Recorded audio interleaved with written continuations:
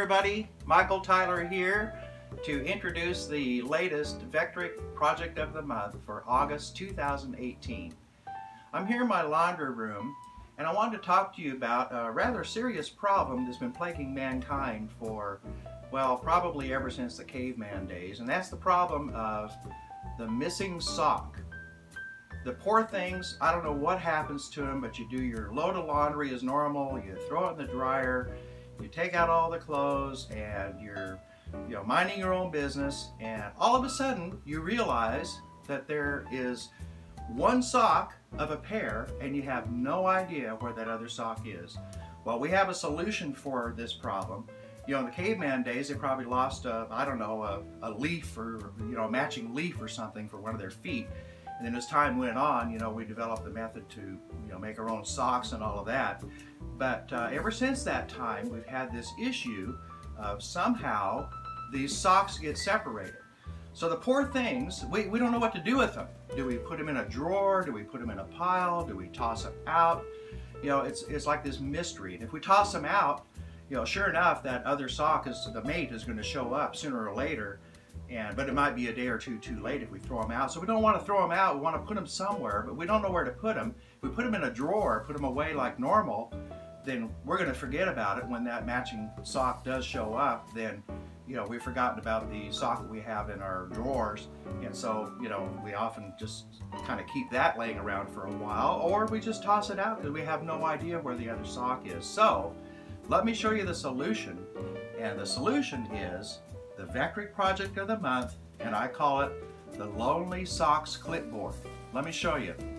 Just yesterday I had this problem, did a load of laundry, and lo and behold, after I took all the clothes out, what do you know? There's a sock. One sock, not two. So what do we do with this thing? Well, like I say, I could put it in a drawer, but it would soon be forgotten. So I have this for you. I have a clipboard to put your lonely socks. And as you can see, I have one lonely sock there already, waiting desperately for its mate. So this is highly visible. It's mounted on the laundry room wall, and we can't forget about it. It's not stuck in a drawer somewhere, not stuck in a pile, not thrown away. So what we do is we simply take our lonely sock and we clip it to the lonely sock clipboard, and keeping it in full view until we find the missing mate. So this will help you solve this dilemma of what to do with those mismatched or missing socks that happens to us. Sometimes some folks have it on a weekly basis. Now usually the sock will show up. It's usually tucked in the pants, trousers, or in the sleeve of a long sleeve shirt or something like that. Now it's possible, maybe it dropped down behind the washer and dryer, but nobody wants to look behind a washer and dryer. Most of us can't stand the horror of that. But this, I think, is a viable solution. If you make this project, please let us know. Post some pictures on the Vectric forum. And if you like this video, the rest of the video will show you all the steps that I took for carving it and putting it all together, staining it, and so forth. And feel free to put your own personality on this thing. Now I chose to put a stain on it, but you could choose to paint it, maybe with a milk paint, give it that sort of old look. I kept mine sort of a rustic feel. And if you like this video, please give us a thumbs up. And to download the project, as usual, just log on to your V&Co Vectric account. Download the project. It comes with photographs, PDF instructions step by step, and of course the video itself.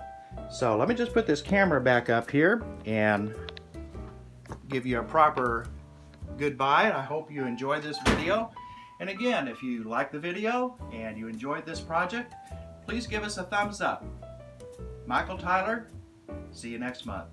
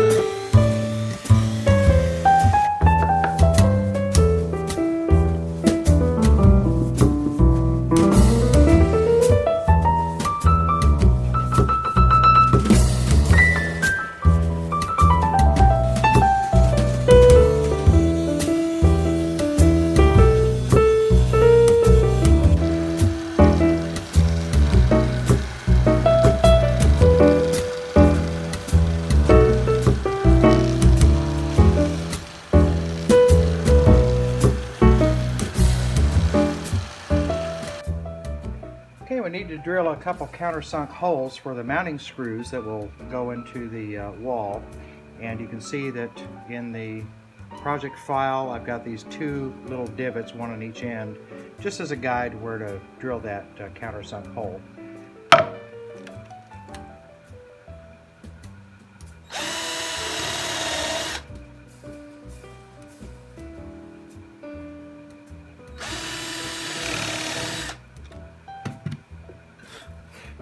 Just want to drill these deep enough to where if you choose to use a dowel cap, mushroom cap to hide the screw heads, then that'll be deep enough to accept your 1/4 inch dowel caps. The countersink that I'm using is a number 10, and that's just the right size for the 1/4 inch dowel caps over the screws. Before I apply any finish to the plaque, I want to cover up these areas where the clothespins are going to be glued to, and just try to keep off the finish from absorbing into the wood. Get a little bit better glue bond if I keep it that way. So what I've done, I've just cut some blue painter's tape with a pair of scissors just into these thin strips, and I'll just lay these strips down. I cut them a little less wide than what the clothespins are. So all I need is just a little bit of that surface left for the glue. Let me just straighten that out a little bit.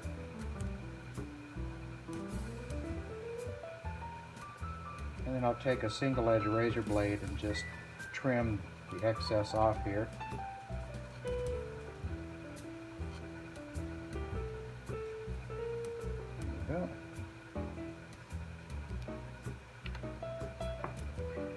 And I'll tighten this down, push it down a little bit, make good contact with the wood, and then start applying the finish steps.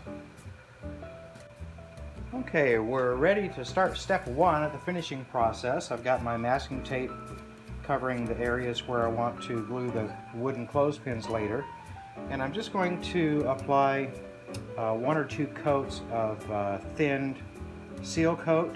Seal coat is a brand name, trade name for 100% de-waxed shellac. It's by Bullseye, and it makes a really great sealer. Plus, it tends to raise up any leftover fuzzies you may have had after your final sanding, and it'll stiffen them up, and it makes it easier to remove any remaining fuzzies after this first coat is dry. Sometimes I can get away with 1 coat, sometimes a couple coats. We'll just see how it goes. Seems like every piece of wood's different. This is a softwood that I cut this particular plaque out of, so it'll likely need a couple of coats, but we'll see. So I'll continue to apply this front and back, and we'll let that dry. I'll sand off any remaining fuzzies and see if we need another coat or not. Then we'll go to the next step. The seal coat's all dry. I did end up putting on 2 coats of seal coat. I sanded the fuzzies in between the 2 coats, and now I'm ready to apply golden mahogany stain. I like to use this Rust-Oleum Ultimate Wood stain because it dries in about an hour. It's pretty humid here in Georgia right now, so it may take a little longer than that, but it dries fast, and so you can apply a clear coat usually the same day. So that's what I'm going to apply right now. I'll use a combination of brushing it on and wiping it with the rag. And I'm going to try to leave the inside of the letters a little bit of a contrasting color, and just wipe off most of the stain around the letter area. We'll see how that turns out, and wipe that off, let it dry, and then we'll apply our clear coat.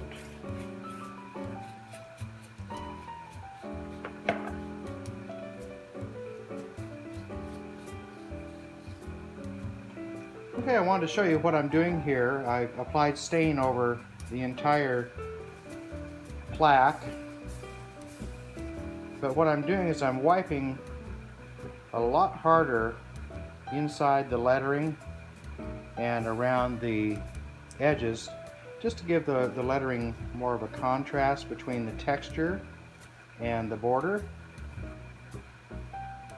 You can see that all right. Of course, the plaque is supposed to have a rustic look, or at least that was my idea for it. You could always opt to paint it instead and give it that sort of a shabby chic milk paint look to it. Maybe sand off some of the paint, make it look like an older painted piece if you want to, but I think I'm going to leave mine like that with that contrast. It almost looks like it's, you know, been torched or something, but it's just stain. I'm just dabbing on a little bit more of that darker stain where I think it needs it. Of course, this technique would not have worked if I had not sealed the wood first, so I'm glad that I put on 2 coats of that thin seal coat, because that really helped to seal that wood from absorbing, especially in the letters, absorbing the stain. And it enables me to wipe off some of that stain to make those letters contrasting with the texture. Okay, so we'll let that dry, and then we'll come back and we'll put on our final clear coat. The stain is dry, so I'm going to go ahead and give it a few light coats of Krylon clear, and after that we'll peel off these mask off areas and glue on the clothespins.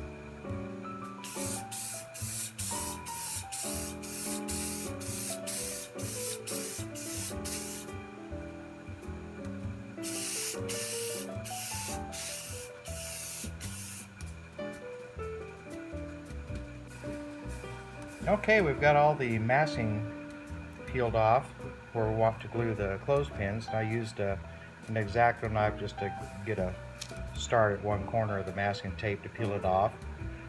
So we'll get the clothespins and glue them on. Okay, I'm all set up to glue on the clothespins. I've just got a scrap piece of wood here just to add some support to keep this clothespin flat up against the plaque board. So I'll just apply some glue and get this glued up here.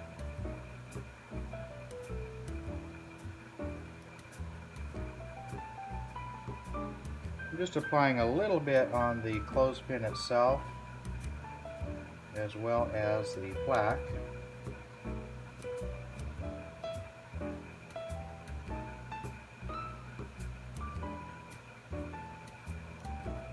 And I'll align this a little bit more carefully once I got the clothespins all on here before the glue sets up. This is that translucent glue, so it'll dry clear. If I get any squeeze out there, it'll dry clear. Won't be noticeable.